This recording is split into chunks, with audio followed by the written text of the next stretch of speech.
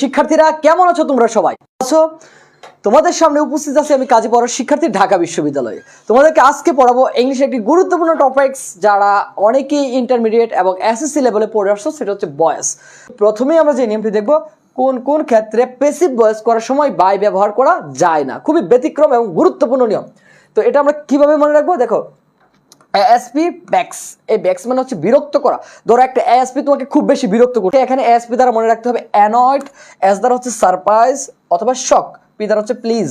তাহলে এই চারটা ওয়ার্ড তোমরা মনে রাখবে। এ দ্বারা হচ্ছে অ্যানয়েড, এস দ্বারা হচ্ছে সারপ্রাইজ, আরেকটা হচ্ছে শক, আর পি দ্বারা হচ্ছে প্লিজ, আর একটা শব্দ আছে কি ব্যাক্স। এই যে কয়টা শব্দ, 4 আর 1 5, এই 5টা শব্দের পর যদি ব্যক্তির প্রতি তুমি বিরক্ত হও তাহলে তোমাকে ব্যবহার করতে হবে উইথ। আর যদি কারো আচরণ বা কোনো একটা বস্তুর প্রতি বিরক্ত হও তাহলে তোমাদের অবশ্যই কি ব্যবহার করতে হবে, অ্যাড ব্যবহার করতে হবে। তাহলে ব্যক্তির প্রতি হলে কি হবে, উইথ, আর বস্তুর প্রতি বিরক্ত হলে অ্যাড। ব্যক্তির প্রতি সন্তুষ্ট হলে উইথ, আর ব্যক্তির ব্যবহার বা কোনো একটা কাজ বা কোনো একটা বস্তুর প্রতি যদি তুমি বিরক্ত হও বা সন্তুষ্টি হও তাহলে কি হবে, অ্যাড হবে। দেখো আমি একটু উদাহরণ দিচ্ছি। হি অ্যানয়েড মি, সে আমাকে কি করেছিল, বিরক্ত করেছিল। তাহলে এটাকে প্যাসিভ করলে কি হবে, I was annoyed with him, আমি তার প্রতি কি হলাম, বিরক্ত হলাম। এখন তোমাদের এই বিষয়টা ক্লিয়ার কিনা একটু বলো, তারপর আমি একটা উদাহরণ একটু চেঞ্জ করে দিই, তারপরে দেখো কীভাবে হতে পারে।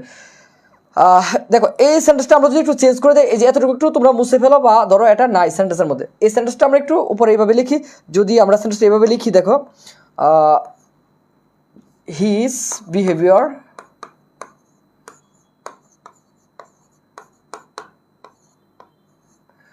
আচ্ছা এখানে তোমার হি অ্যানয়েড মি না রেখা আমরা লিখলাম হিজ বিহেভিয়ার অ্যানয়েড মি, তখন এটা অ্যান্সার, আচ্ছা এটা অ্যান্সার হবে I was annoyed at his behaviour. Passive voice করার সময় যে সকল শব্দের পর বাই হয় না, আরেকটা দেখো, এটা হচ্ছে আমরা মনে রাখবো কি এফ এস সি। এফ দা হচ্ছে ফিল, এস দা হচ্ছে কি, এস দা হচ্ছে তোমার সারপ্রাইজ, এটা হবে এস, একটু চেঞ্জ করে নাও, আর এটা হচ্ছে সি। দেখো এফ এস সি, এটা হচ্ছে সূত্রটা কি, এফ এস সি। তোমরা জেএসসি পড়ছো, পিএসসি পড়ছো, এসএসসি পড়ছো, এসএসসি পড়ছো, এখন নতুন একটা শব্দ মুখস্থ করে ফেলা, এফ এস সি। ভয়েসের ক্ষেত্রে এই এফ এস সির পর অলওয়েজ কি হবে, উইথ। এফ এস সির পর অলওয়েজ কি হয়, উইথ। তাহলে এফ দ্বারা আমরা যে শব্দটা মনে রাখবো এর নাম হচ্ছে ফিল। সি দ্বারা হচ্ছে কভার অথবা ক্র্যাম। ক্র্যাম মানে হচ্ছে যে ঠাসাঠাসি করে মুখস্থ করা, কোনো একটা বিষয় তোমার মাথায় ঢুকতেছে না তাও জোরপূর্বক তুমি মুখস্থ করতেছো, এটাকে বলা হয় ক্র্যাম। আর ক্রাউড মানে তো তোমরা জানোই, একটা জনবহুল জায়গা, জনাকীর্ণ জায়গা বা জনগণ অনেক বেশি, ভিড় যেটাকে বলে। আর সিজ মানে কি, দখল করা। তো এই শব্দগুলো যদি কোনো একটা সেন্টেন্সের ভার্ব হিসেবে ব্যবহার করা হয়, প্যাসিভ ভয়েস করার সময় তোমাদের কি হবে না, বাই হয় না, হবে কি, উইথ হবে। দ্যাট ইজ দ্য পয়েন্ট, তোমরা একটু খেয়াল করো। এফ এস সি, তাহলে দেখো প্যানিক সিজড মি, দেখো প্যানিক মানে কি, আতঙ্ক আমাকে কি করছে, মানে আতঙ্কগ্রস্ত করে ফেলছে। আর প্যানিক মানে সিজ মানে হচ্ছে দখল করা, কিন্তু এখানে হচ্ছে আতঙ্কগ্রস্ত হয়ে যাওয়া।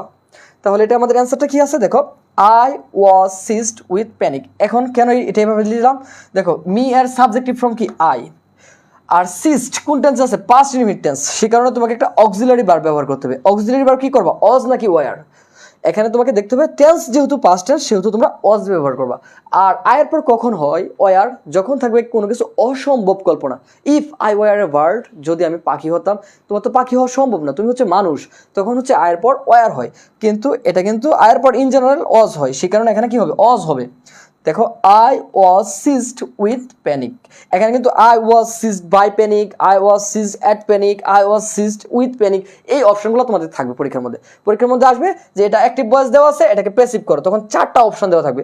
তখন কোনো কোনো জায়গার মধ্যে দেওয়া থাকবে বাই, কোথাও দেওয়া থাকবে টু, কোথাও দেওয়া থাকবে উইথ। তাইলে তোমাকে একটা বিষয় মাথায় রাখতে হবে, যদি কোনো একটা সেন্টেন্সের মধ্যে এফ এস সি শব্দটা পাও, এই যে এফ এস সি দ্বারা আমরা যেই ওয়ার্ডগুলো মনে রাখতাম, ফিল, কভার, ক্র্যাম, ক্রাউড, তারপর হচ্ছে সিজ, এই শব্দগুলো যদি পাও তোমাকে অবশ্যই বাইনা লিখে কি লিখতে হবে, উইথ লিখতে হবে। এটার মতো করে একটা উদাহরণ তোমাদেরকে একটু লিখে দিই। আই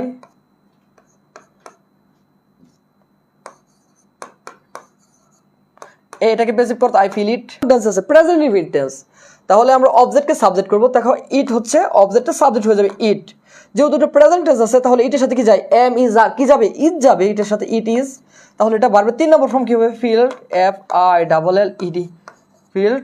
তারপরে আমরা জানি কি বাই মি লিখতে পারবো না, এখানে কি লিখতে হবে, উইথ মি, কারণ কি এই যে এখানে ফিল শব্দটা আছে, দ্যাট মিনস তোমাকে এখানে কি লিখতে হবে, উইথ মি। দেখো ক্লিয়ার কিনা, it is filled with me. Is it clear for everyone? যে সকল শব্দের পর বাই হয় না। আমরা জানি অধিকাংশ ক্ষেত্রে হচ্ছে প্যাসিভ ভয়েস করতে গেলে কি লাগে, বাই লাগে, কিন্তু আমরা দেখতেছি একটু ব্যতিক্রম নিয়মগুলো যেগুলোর পর কি হয় না, বাই হয় না।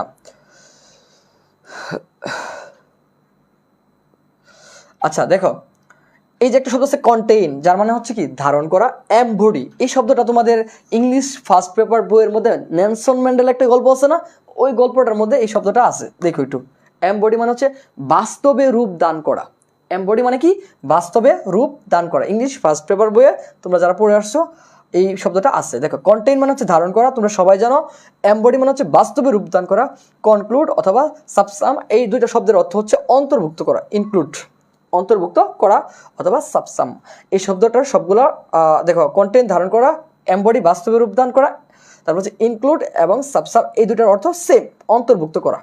আচ্ছা, এইগুলোর পর আমাদের কি হবে, অবশ্যই একটা ইন বসাতে হবে। এখানে কিন্তু তোমার বাই দ্বারা কি প্যাসিভ ভয়েস করা যাবে। দেখো, my teacher embodies all the good qualities. দেখো, আমার শিক্ষক কি কেমনভাবে গঠিত, সবগুলো ভালো গুণ নিয়ে যেন আমার শিক্ষক গঠিত, বা আমার শিক্ষকের ভিতরে যেন সবগুলো গুণ কি অন্তর্নিহিত।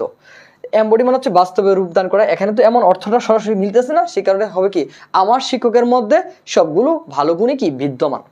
বুঝতে পারছো? তাহলে দেখো এমবডি শব্দটা এখানে আছে। আর মাই টিচার কোন পারসন, থার্ড পারসন, কোন নাম্বার, সিঙ্গুলার নাম্বার। এই কারণে কিন্তু এমবডির পরিবর্তে কি হয়ে গেছে, এমবডিজ, আইএস যুক্ত করছি। আচ্ছা, আরেকটা বিষয় তোমাদের একটু ক্লিয়ার করে দিই। দেখো, যখন আমরা প্লে লিখি তখন কি লিখি, PLAYS, প্লেস, থার্ড পারসন হলে। আর যখন আমরা ক্রাই লিখি তখন আমরা কি করি, একটু খেয়াল করো, CRY, ক্রাই, তারপর হচ্ছে প্লে, তারপর হচ্ছে এনজয়, ENJOY, এনজয়। এগুলোর সাথে আমরা সাধারণত কি যুক্ত করি, এস যুক্ত করি। কিন্তু কিছু কিছু শব্দ আছে যেগুলোর শেষে আমরা কি করি, IES যুক্ত করি। তো ওয় হচ্ছে কনসোনেন্ট, তার পূর্বে কি আছে, আরেকটা কনসোনেন্ট আছে, তার মানে লাস্টে কনসোনেন্টটা উঠে গিয়ে কি হবে, IES হবে, IES, ক্রাইস। আর এটা দেখো, ওয় হচ্ছে কি কনসোনেন্ট, তার পূর্বে কি আছে, ভাওয়েল আছে। যদি ভাওয়েল থাকে তাহলে কি এস অথবা ইএস হয়। My teacher embodies all the good qualities. আমার শিক্ষক সকল ধরনের, আমার শিক্ষকের মাঝে কি আছে, সব ধরনের ভালো গুণগুলো বিদ্যমান বা উপস্থিত রয়েছে। তাহলে এটাকে প্যাসিভ করলে কি হবে, সবাই একটু খেয়াল করো। অল দ্য গুড কোয়ালিটিস, এই দেখো পুরাটা হচ্ছে অবজেক্ট, খেয়াল করো। অল দ্য গুড কোয়ালিটিস, সকল ধরনের ভালো গুণাগুণগুলো। তাহলে এমবডিজ, এটা ভার্বটা কোন টেন্সে আছে, প্রেজেন্ট ইনডিফিনিট টেন্স। আর যেহেতু দেখো অনেকগুলা গুণগুণ বোঝাচ্ছে, সেহেতু কি হবে, ভার্বটা কেমন হবে, প্লুরাল একটা ভার্ব হবে। এই কারণে আমরা এখানে কি ব্যবহার করলাম, আর ব্যবহার করলাম। তাহলে খেয়াল করো, all the good qualities are embodied, এখানে হচ্ছে ভার্বের 3 নম্বর form, B3। All the good qualities are embodied in my teacher. এই যে এখানে দেখো বাই মাই টিচার হয়নি, এখানে ইন হয়েছে। কেন ইন হয়েছে, কারণ এই শব্দগুলো আছে। এই 4টা শব্দ একটু মুখস্থ রাখবা, কন্টেন, তারপর হচ্ছে এমবডি, তারপর হচ্ছে ইনক্লুড, আর হচ্ছে সাবসাম। এই 4টা শব্দ যদি কোনো একটা সেন্টেন্সের মধ্যে দেখো, প্যাসিভ করার টাইমে তোমাদের অবশ্যই কি করতে হবে, একটা ইন বসাতে হবে। এখানে বাই লিখলে হবে না। নোন টু মি নাকি নোন উইথ মি নাকি নোন বাই মি, কি হবে খেয়াল করে একটা বিষয়, খুবই গুরুত্বপূর্ণ বিষয়। যদি আমরা এমন একটা সেন্টেন্স লিখি, আই নো হিম, অনেকগুলা পরীক্ষার মধ্যে এই প্রশ্নটা আসছে, তোমরা গুগলে পারলে সার্চ করে দেখতে পারো যে আই নো হিম, এটা প্যাসিভ ভয়েস কি। তো এটা হচ্ছে বেসিক নিয়ম ভয়েসের। প্রথমে কি করতে হয়, সাবজেক্ট, তারপর এটা কি ভার্ব, এটা হচ্ছে অবজেক্ট। ভয়েস করতে হলে খুবই বেসিক নিয়ম কি, অবজেক্টকে সাবজেক্ট করবা। তাহলে অবজেক্ট কি আছে, হিম, আর হিমের সাবজেক্টিভ ফর্ম কি, হি। আর অলওয়েজ একটা অক্সিলারি ভার্ব লাগবে। এখন দেখো এই নোটা কোন টেন্সে আছে, প্রেজেন্ট ইনডিফিনিট টেন্স। আর প্রেজেন্ট ইনডিফিনিট টেন্সের অক্সিলারি ভার্ব হিসেবে আমরা কি ব্যবহার করি, এম, ইজ, আর। তাহলে হি এর সাথে কি যায়, এম নাকি ইজ নাকি আর, অবশ্যই যায় ইজ, হি ইজ। বুঝতে পারছো, তোমরা অনেকে ইজ ভার্বটা দেও নাই, এই কারণে তোমাদের অ্যান্সারগুলো 100% রং। আচ্ছা, তাহলে দেখো আই নো হিম, প্রথমে অবজেক্টকে কি করলাম, দেখো এই যে অবজেক্টকে সাবজেক্ট করে ফেললাম। তারপর যেহেতু প্রেজেন্ট টেন্সে আছে, সেই প্রেজেন্ট টেন্স অনুসারে আমরা কি করলাম, একটা অক্সিলারি ভার্ব বসালাম। এখন অক্সিলারি ভার্বটা কি হবে সেটা ডিপেন্ড করে সাবজেক্ট কে আছে। সাবজেক্ট যদি হি থাকে তাহলে অক্সিলারি ভার্ব কি হবে, ইজ। সাবজেক্ট যদি দে থাকে তাহলে অক্সিলারি ভার্ব আর। সাবজেক্ট যদি আই হয় তাহলে অক্সিলারি ভার্ব কি হবে, এম। তাহলে খেয়াল করো, হি, আই নো হিম, তাহলে এটা প্যাসিভ করলে প্রথমে অবজেক্টকে সাবজেক্ট করলাম, তারপর একটা অক্সিলারি ভার্ব দিলাম, হি ইজ। তারপরে ভার্বের অলওয়েজ কোন ফর্ম হয়, ভার্বের 3 নম্বর ফর্ম হয় যখন প্যাসিভ করি। তাহলে দেখো আই নো হিম, এটার প্যাসিভ ভয়েস কি, হি ইজ। নো এর 3 নম্বর ফর্ম হচ্ছে নোন, খেয়াল করো, নো এর পাস্ট পার্টিসিপল ফর্ম কি হবে, known. He is known to me, দেখো টু মি, অ্যান্সারটা হচ্ছে এটা, বাই মি হবে না। এটা কখন হয় এটা একটু খেয়াল করো, এটা হচ্ছে নিজ গুণে বা গুণে, গুণ দ্বারা চেনা গেলে, এটা মোট কথা মনে রাখবো, গুণ দ্বারা চেনা গেলে। ধরো এখন একজন টিচারকে, ভালো টিচারকে কিভাবে চিনবা? তার ভালো ভালো গুণাবলী দ্বারা। এখন একটা গাছকে কি দ্বারা চিনবা? অবশ্যই তার ফল দ্বারা চিনবা। এটা ঠিক না? অবশ্যই ঠিক। গাছকে তুমি কি দ্বারা চিনবা? গাছের ফল দ্বারা। যে গাছে আম ধরে সেটা আম গাছ, যে গাছে জাম ধরে সেটা জাম গাছ। তাহলে তোমাদের অবশ্যই মনে রাখতে হবে, যদি কোনো গুণ দ্বারা কোনো কিছুকে চেনা যায় তখন তোমরা একমাত্র ওই ক্ষেত্রেই বাইটা ব্যবহার করতে পারবা, আর অন্যথায় সর্বক্ষেত্রে তোমাদের কি হবে? নোনের পর টু হবে। এখন আমি উদাহরণ দিই, দেখো একটা প্যাসিভ ভয়েস যখন লিখবো, a tree is known by its fruit. একটা গাছকে কি করা যায়? চেনা যায় কি দ্বারা? By its fruit.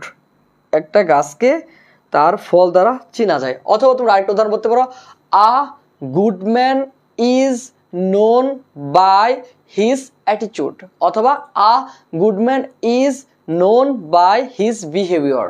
আশা করি ক্লিয়ার বিষয়টা। যখন কাউকে কোনো কিছুর গুণ দ্বারা চেনা যাবে তখন হবে বাই, আর অন্য সব ক্ষেত্রে কি হবে? টু হবে। দেখো আমরা জানি প্রথমে কি করতে হবে? অবজেক্টকে সাবজেক্ট করতে হবে। He did not give up the fight even though he was badly বুলিশড। আচ্ছা, এটা তো প্যাসিভ সেন্সে আসি, এতটুকু ঠিক থাকলো। আমরা ওইটার অংশ নিয়ে কাজ করি। তাহলে দেখো দ্য ফাইট, এটা হচ্ছে তোমার অবজেক্ট। এখানে দ্য ফাইট, দেখো সবগুলোতে অবজেক্টকে সাবজেক্ট করছে। দেখো প্রথমে আমরা অবজেক্টকে সাবজেক্ট করলাম দ্য ফাইট, তারপর দেখো ডিড নট আছে, ডিড নট গিভ আপ, তারপর হচ্ছে কি মানে ছেড়ে দেয়নি, এটা কোন টেন্স আছে? পাস্ট ইনডিফিনিট টেন্সে। তাহলে আমরা জানি কি, যখন পাস্ট ইনডিফিনিট টেন্স থাকবে তখন আমাদের কি ব্যবহার করতে হয়? পাস্ট ইনডিফিনিট টেন্স থাকলে আমাদের অবশ্যই অক্সিলারি ভার্ব অজ এবং ওয়ার ব্যবহার করতে হয়। বিষয়টা ভালোভাবে বুঝো। যদি প্রেজেন্ট ইনডিফিনিট টেন্স বোঝায় কোনো একটা সেন্টেন্স দেখে, যেমন আই নো হিম, এটা কোন টেন্স? Present indefinite tense. তাহলে কি ব্যবহার করলাম? He is known to me. দেখো হি, তারপরে ভার্বটা কি দিলাম? ইজ দিলাম। কেন দিলাম? কারণ প্রথমটা ছিল প্রেজেন্ট ইনডিফিনিট টেন্স। যদি আই নিউ হিম থাকতো, কে এন ই ডব্লিউ, তখন হতো পাস্ট ইনডিফিনিট টেন্স। আর এটা তো বোঝাই যাচ্ছে ডিড নট কোন টেন্স? Past indefinite tense. এই কারণে পাস্ট ইনডিফিনিট টেন্স যখন তুমি পেসিভ ভয়েস করবা তখন তোমাকে কি করতে হবে? অজ অথবা ওয়ার তোমাকে অক্সিলারি ভার্ব হিসেবে ব্যবহার করতে হবে। তাহলে আমাদের প্রথম অ্যান্সারটা কি হবে? তাহলে দেখো আমাদের প্রথম যে অ্যান্সারটা আছে, the fight did not give up, এই যে এখানে ডিড দেওয়া আছে, ডিড তো তোমার এখানে পাস্ট ইনডিফিনিট টেন্সের একটা মার্কার, পাস্ট টেন্সের, কিন্তু এটা তো অক্সিলারি, ওই যে এম ইজ আর ওইগুলোর মতো না। সেই কারণে তোমাদের এই ভার্বটা কি হবে? এই ডিড নটটা তো এখানে অ্যাপ্রোপ্রিয়েট হবে না। এই কারণে আমাদের এই অ্যান্সারটা চোখ বন্ধ করে বাদ, আর বাকিগুলো পড়ারও দরকার নেই, পুরো অংশটা পড়ার দরকার নেই। এখানে দেখো হ্যাড নট, এটাও ভুল। কেন ভুল হবে? এই হ্যাড নট তো ব্যবহার আমরা করতে পারবো না, কারণ আমাদের একটা অক্সিলারি ভার্ব ব্যবহার করতে হবে পাস্ট ইনডিফিনিট টেন্সের। তাহলে পাস্ট ইনডিফিনিট টেন্সের অক্সিলারি ভার্ব কি? অজ এবং ওয়ার। তাহলে যেহেতু এখানে অজ এবং ওয়ার দেওয়া নাই, সেই কারণে আমাদের বি নম্বর অ্যান্সারটা ভুল। আচ্ছা, এখন দেখো আমাদের সি নম্বর অ্যান্সারের মধ্যে কিভাবে আছে। C number answer the fight was not given, আর এটার মধ্যে কি আছে? The fight was not giving আছে। তাহলে এই যে ডি নাম্বার অ্যান্সারটা ভুল। কেন ভুল?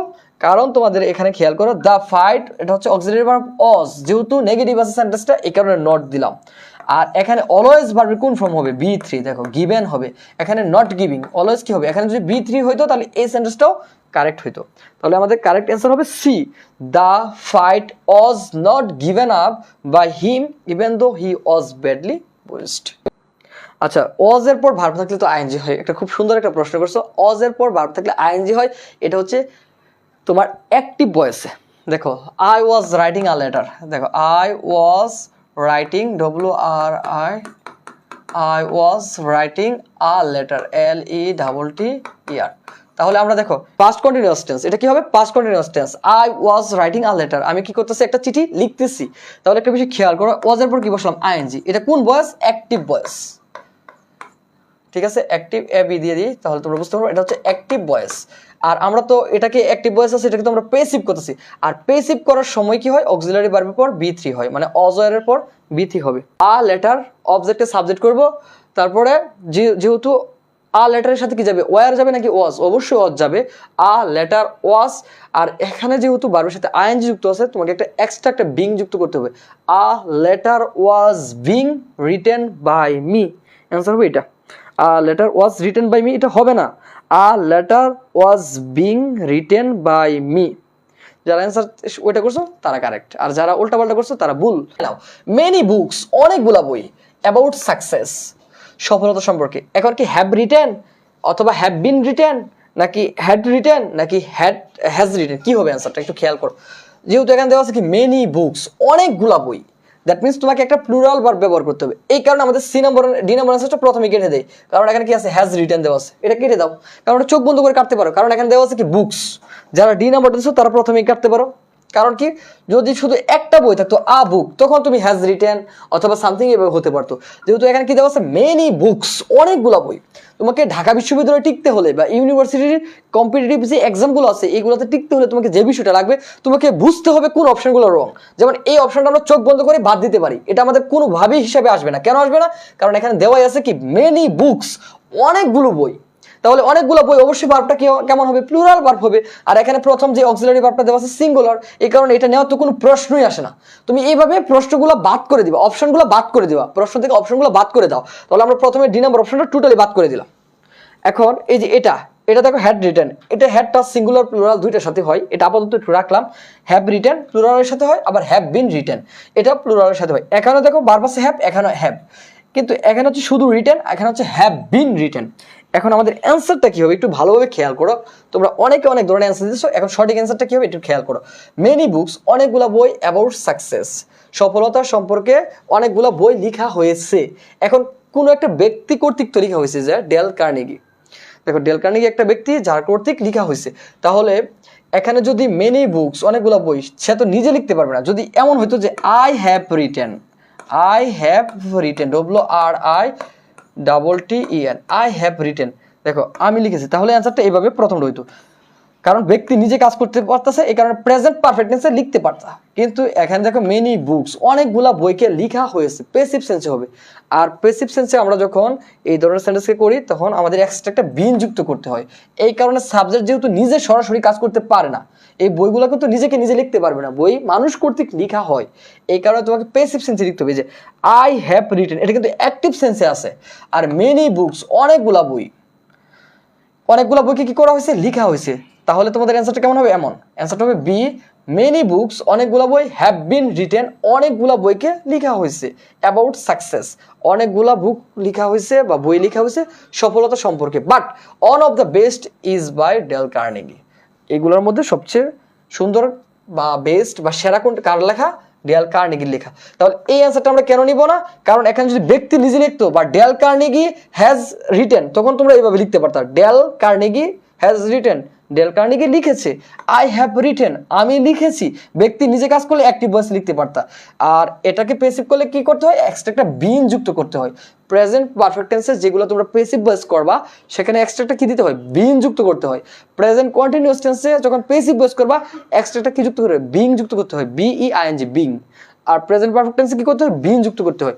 এই কারণে এই অ্যান্সারটা কি হবে? রং হবে। আর প্রথমটা তো হ্যাজের কারণেই রং। আর এটা হ্যাভ থাকলেও কেন রং? কারণ এখানে কি নাই? শুরুতে ব্যক্তিটা নাই, এখানে হচ্ছে বস্তুটা দেওয়া, বুকসটা দেওয়া। আর এটাও রং। কেন রং? কারণ হচ্ছে হ্যাড রিটেন, এটা ব্যক্তি থাকলে এই অ্যান্সারটাও হতে পারতো। যেহেতু প্রথমটা বস্তু দেওয়া, সেই কারণে কি হবে অ্যান্সারটা? মেনি বুকস, অনেকগুলা বই, হ্যাভ বিন রিটেন, লেখা হয়েছে, অ্যাবাউট সাকসেস, সফলতা সম্পর্কে, বাট কিন্তু one of the best book is by Dale Carnegie. এদের মধ্যে একটা সেরা বই কার লেখা? ডেল কার্নেগি লেখা। যদি এই যে মেনি বুকস না থেকে সাবজেক্টে এমন হইতো যে ডেল কার্নেগি ড্যাশ বা সামথিং থাকতো, তাহলে তুমি লিখতে পারতা ডেল কার্নেগি হ্যাজ রিটেন, তখন আমার অ্যান্সারটা হয়ে যেত এই যে ডি, যদি ডেল কার্নেগি এই বইয়ের স্থলে সাবজেক্ট হিসেবে থাকতো। আর যেহেতু ডেল কার্নেগি সাবজেক্ট হিসেবে নেই, মেনি বুকসকে সাবজেক্ট হিসেবে রাখা হয়েছে, সেই কারণে প্যাসিভ সেন্সে অ্যান্সার হয়ে যাবে কি? B. One is the correct passive voice of এই যে এই সেন্টেন্সটা। হু উইল হেল্প ইউ, কে তোমাকে সাহায্য করবে? By whom will you be helped, by who will you be helped, তারপর হচ্ছে who will be helped by you, by whom you will be helped. দেখো যদি কোনো সেন্টেন্সের মধ্যে হু থাকে, ভালোভাবে বুঝো। প্যাসিভ ভয়েস করার ক্ষেত্রে শুধু অনেকগুলো মুখস্থ নিয়ম করলে হবে না, ভালোভাবে একটা উদাহরণ ভালোভাবে বুঝো, তার মতো করে যে কোনো উদাহরণ আসলে তুমি পারবা। এগুলো সবগুলো বিশ্ববিদ্যালয়ে আসা প্রশ্ন। হু উইল হেল্প ইউ, কে তোমাকে সাহায্য করবে? তাহলে তোমাদের যদি কোনো সেন্টেন্সের মধ্যে হু থাকে, তোমাকে এই হু থাকলে তোমাকে বাই হুম শব্দটা লিখতে হবে। এটা লেখা তোমার জন্য ফরজ। তাহলে একটা বিষয়, সহজ বিষয় ক্লিয়ার করো। যদি হু থাকে তাহলে তোমাকে কি লিখতে হবে? বাই হুম লিখতে হবে। এখন দেখো কোন সেন্টেন্সের মধ্যে বাই হুম শব্দটা নাই, এই সেন্টেন্সটা চোখ বন্ধ করে কাটা দিতে পারো। তাহলে দেখো সি নাম্বার অপশনটার মধ্যে বাই হুম নাই, এটা কাট বা এটা ডিলেট, এটা রাখা যাবে না। তাহলে সি নাম্বার অপশনটা আমরা চোখ বন্ধ করে বাদ দিতে পারি, কারণ হু থাকলেই তোমাকে পেসিভ করার টাইমে বাই হোম লেখা ফরজ বা অবশ্য কর্তব্য, তোমাকে অবশ্যই লিখতে হবে বাই হোম। তাহলে এটাও আছে, এটা আছে, তিনটা আছে। তাহলে আমরা প্রথম অপশনটি মানে সি নাম্বার অপশনটা বাদ দিয়ে দিলাম, কারণ বাই হোম যেহেতু নেই। এটা খুবই বেসিক একটা নিয়ম, যদি কোনো সেন্টেন্স হু যুক্ত থাকে পেসিভ করতে হলে কি লিখতে হয়, বাই হুম লিখতে হয়, বাই হুম। হু মানে হচ্ছে কে, আর হুম হচ্ছে কাকে। হুম ডু ইউ লাভ, তুমি কাকে ভালোবাসো। হুম ডু ইউ ওয়ান্ট, তুমি কাকে চাও। আচ্ছা দেখো, হু হচ্ছে কে, হু উইল হেল্প ইউ, কে তোমাকে সাহায্য করবে।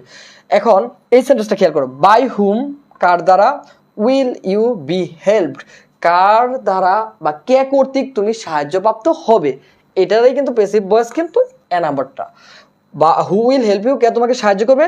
বাই হুম কার দ্বারা, উইল ইউ বি হেল্প তুমি সাহায্যপ্রাপ্ত হবে। তাহলে একটা খেয়াল করো এটা কেন কারেক্ট সেন্টেন্স। এই যে ইউটা আছে তার পূর্বে কিন্তু কি আছে, অক্সিলারি ভার্বটা আছে। এই যে দেখো, তোমাদের এই বিষয়টা মাথায় রাখতে হবে, যখন এই যে বাই হুম দ্বারা করবা তখন কিন্তু প্রশ্নবোধক করতে হলে কি করতে হয়, অক্সিলারি ভার্বটা সাবজেক্টের আগে হয়। যেমন আমরা যদি সাধারণত একটা সেন্টেন্স বলি এভাবে, ডু ইউ নো মি, তুমি কি আমাকে চিনো। তাহলে দেখো যে ইউর আগে কি লিখলাম, একটা অক্সিলারি ভার্ব ডু লিখলাম। ডু ইউ নো মি, তুমি কি আমাকে চিনো। আমি কি ছাত্র, am I a student, am I writing a letter, আমি কি একটা চিঠি লিখতেছি। এই যে দেখো অক্সিলারি ভার্বটা কি করতে হয়, অবশ্যই সবসময় কি করতে হয়, সাবজেক্টের আগে লিখতে হয় যদি শেষে কি থাকে, প্রশ্নবোধক থাকে। তাহলে এখানে দেখো এই কন্ডিশনটা কিন্তু ফিল আপ করছে। বাই হুম এই সাবজেক্টের আগেই কিন্তু কি আছে, অক্সিলারি ভার্বটা আছে। আর যখন ফিউচার টেন্সকে তুমি পেসিভ ভয়েস করবা তখন বি এর পর একটা কি করতে হবে, B3 লিখতে হবে। By whom will you be helped. এখন আমাদের বি নাম্বার অপশনটা কেন বলে এটি একটু খেয়াল দেখো, হু দেওয়া আছে, হুম দেওয়া না, তাহলে এই সেন্টেন্সটাও রং।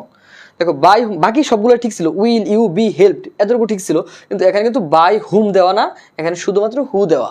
তোমাকে অবশ্যই কি লিখতে হবে, বাই হুম লিখতে হবে। এই কারণে আমাদের বি নাম্বার অপশনটাও রং, কারণ আমাদের এই যে এখানেই মিস্টেক হয়ে গেছে, বাই হু লেখা, বাই হুম লেখা নয়। আচ্ছা সি নাম্বারটা তো বুঝতে পারছো কেন রং। আর ডি নাম্বারটা দেখো কেন wrong, by whom you will be helped. তাহলে একটা বিষয় খেয়াল করো, বাই হোম ঠিক আছে, কিন্তু ইউ উইল বি হেল্পড এটা তো তোমার সাধারণত অ্যাসার্টিভ সেন্টেন্স, মানে হচ্ছে বিবৃতিমূলক বাক্য হয়ে গেছে। প্রথমে সাবজেক্ট, তারপরে ভার্ব, তারপরে সামথিং, এক্সটেনশন, অবজেক্ট এগুলো থাকলো। এটা তো একটা বিবৃতিমূলক সেন্টেন্স হয়ে গেছে। তোমাকে লিখতে হবে কি, অক্সিলারি ভার্বটা সাবজেক্টের আগে লিখতে হবে যদি তুমি প্রশ্নবোধক করতে চাও। একমাত্র আমাদের এ নাম্বার অপশনটাতেই এই সবগুলা কন্ডিশন ফিল আপ করছে। প্রথমে বাই হোম দেওয়া আছে, তারপর সাবজেক্টের পূর্বে কি দেওয়া আছে, অক্সিলারি ভার্ব উইলটা দেওয়া আছে, তারপর হচ্ছে বি, তারপর হচ্ছে B3। তোমাকে মাথায় রাখতে হবে যখন ফিউচার টেন্স করবা, প্যাসিভ ভয়েস করার ক্ষেত্রে কি করতে হবে, যেমন আই উইল হেল্প ইউ, আমি তোমাকে সাহায্য করব, তাহলে এটা প্যাসিভ ভয়েস কি হবে, you will be helped by me. I will help you এটার প্যাসিভ কি, you will be helped by me, তুমি আমি কর্তৃক সাহায্যপ্রাপ্ত হবে। এই যে যখন ফিউচার টেন্স করবে এক্সট্রা একটা কি লিখতে হবে, বি লিখতে হবে।